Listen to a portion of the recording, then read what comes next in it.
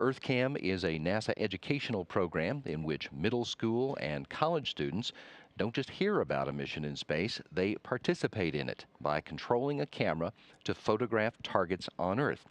The investigation is the brainchild of former astronaut Sally Ride, and the payload developer, Brion Au, is here this morning to talk about the project. How did you get involved with EarthKAM, Brion?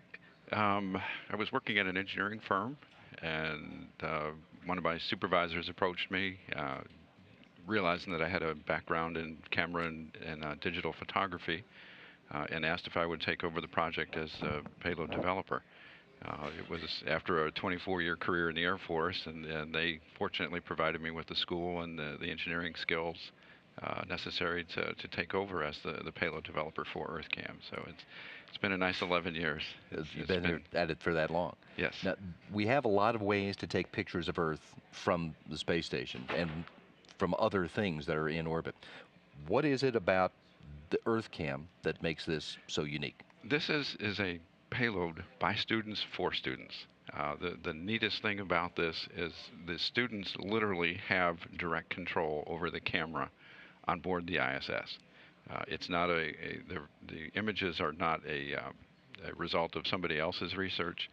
These are images that the students have actually targeted via web page tools that UCSD provides, and they get these images down on the ground and then tear them apart and study them. So it's a really neat process, by students for students. Okay. UCSD is University of California at San Diego.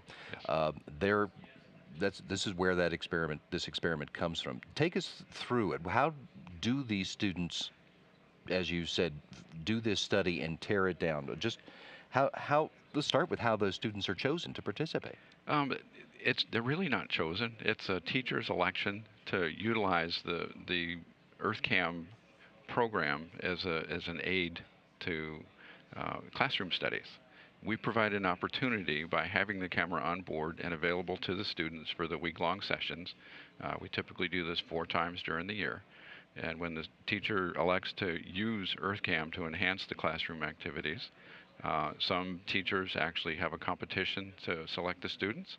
Others form the students into teams and have them work towards satisfying a research goal.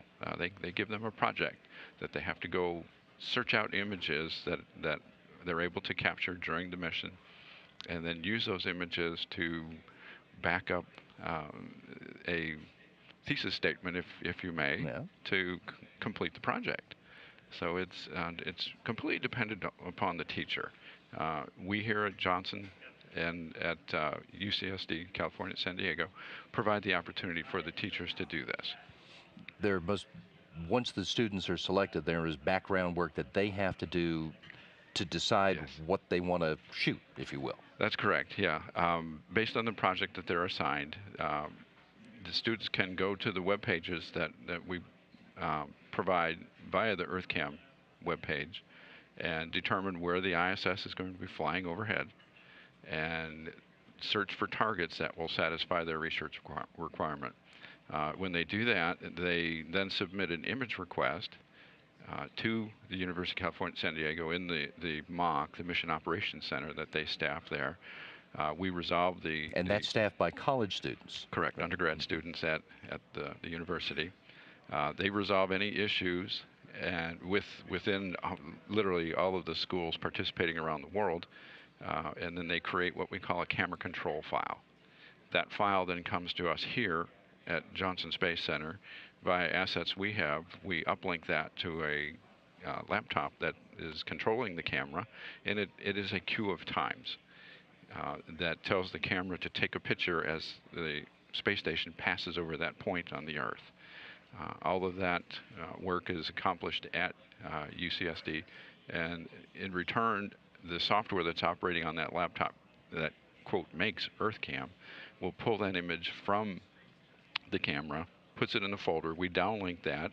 It gets post-processed a bit out at JPL.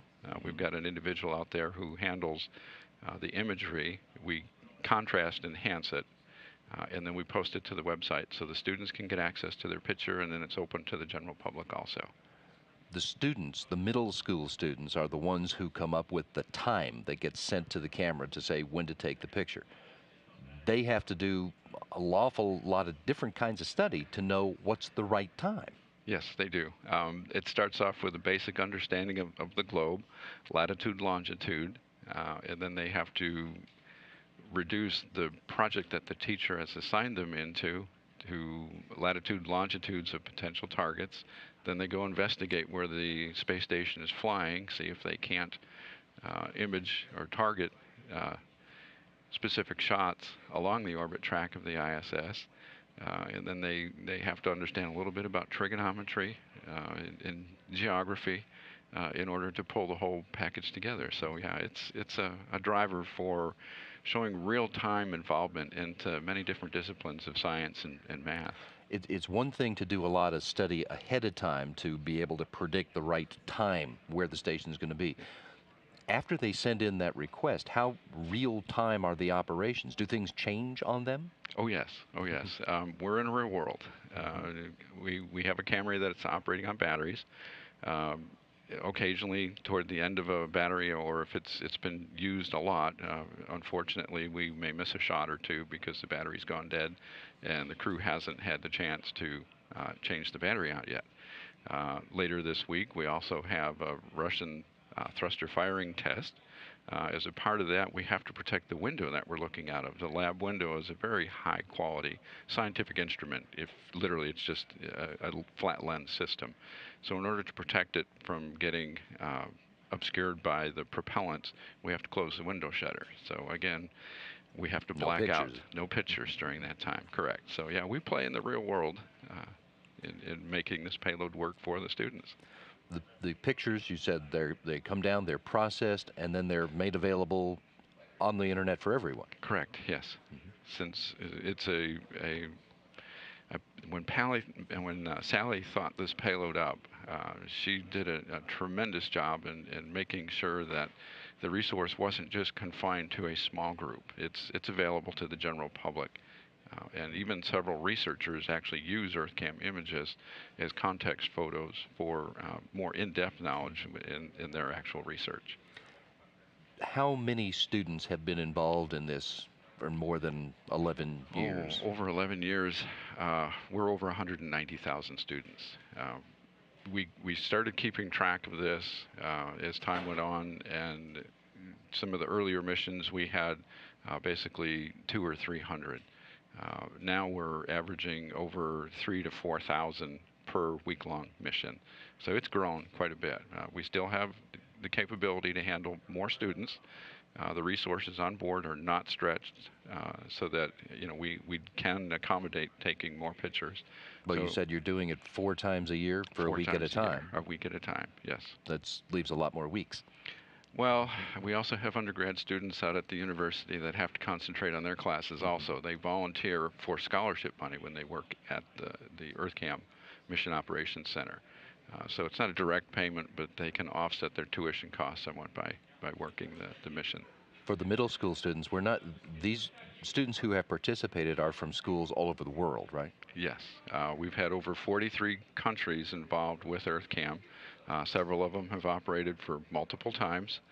I think the total, by the time you add them up, we're well over 240 some countries that have participated either once or multiple times. Yes. How do you gauge the success? It's not just that the picture's in focus, is it? That's my job. Yeah, I make sure that all the technical aspects are taken care of. It's really nice. I've gone to a few of the schools around here in the area. After a mission, actually during a mission, I was able to sneak out for a few hours. And when you see the students sitting down engaged in a mission, it's like sitting here in mission control. They are into their task at hand, making sure that that image that they're about to request is a valid one, and it's going to provide them a return so that they can benefit through their studies. Yeah, it's neat to see the kids just engaged. And when they do get a picture back, they're very proud of it. They can tell you what each pixel in that picture means and what it's representing. So yes, it's the ownership of the image is probably the incalculable benefit from it all. The students can actually say, I took that picture. It wasn't the result of somebody else's research. It was their target, their image that they targeted. This is what Sally Wright had in mind. Yes, yes. She wanted to engage the students, and she wanted to make it available for almost anybody. All you have to do is have internet access. We've got schools that are participating. We call them education groups. We've got schools, we have scouting groups, we have homeschool children that actually participate. So the outreach for using EarthKAM is growing, and we see nothing but getting bigger and better as time goes on. And as you said, anybody can look at the pictures. What's the internet address? There's the internet address is www.earthkam,